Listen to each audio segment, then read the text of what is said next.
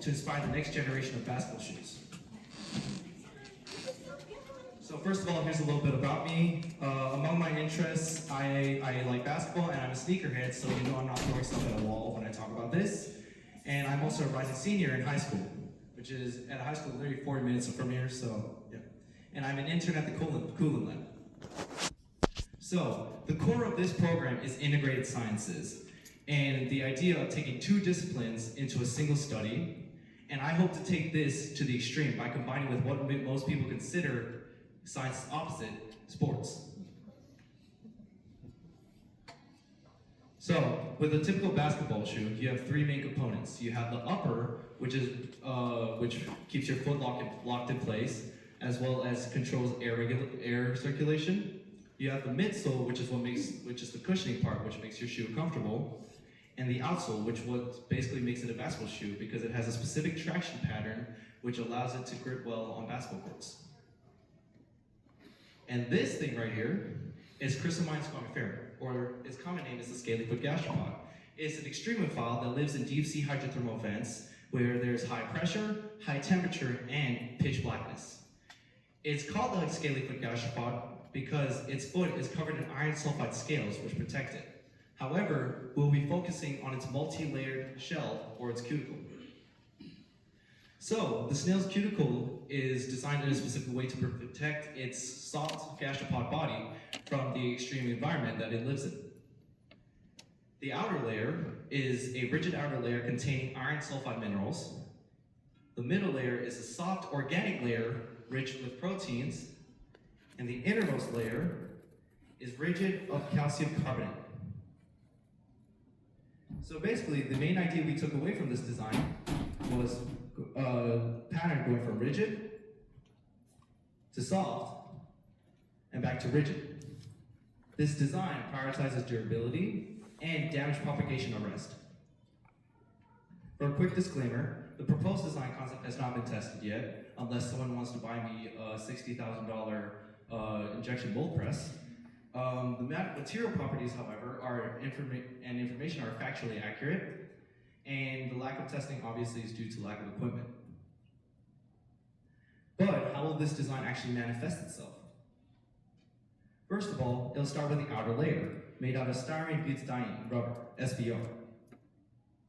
The reason we picked this material was because of its strong balance of traction and durability. It is highly cost effective, and the high abrasion resistance and flexibility supplements it being comfortable and its long-lasting life.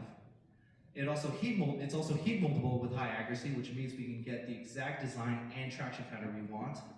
It also bonds well with polyurethane, which in a moment you'll see why is important.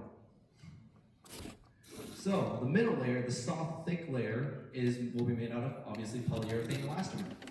We picked this material because it has a natural flexibility and superior shock absorption, which is very important. It also has a reduced compression set, which is when foams like this lose their structure due to high usage.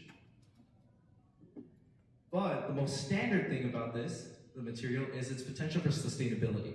It can be made and manufactured out of wasted plastic, as well as bio-based polyols. And Professor Benjamin Elling actually made a contribution to this design by suggesting I use nitrogen injection, because when a foam is made like this, carbon dioxide is released to make air pockets. That's why it's so bouncy. Carbon dioxide, it's a no-brainer, is not good for you. So he suggested that you start injecting nitrogen while it's being molded to replace the carbon dioxide and prevent its release while still creating the air bubbles that you want. And finally, the inner layer, which is a carbon fiber composite.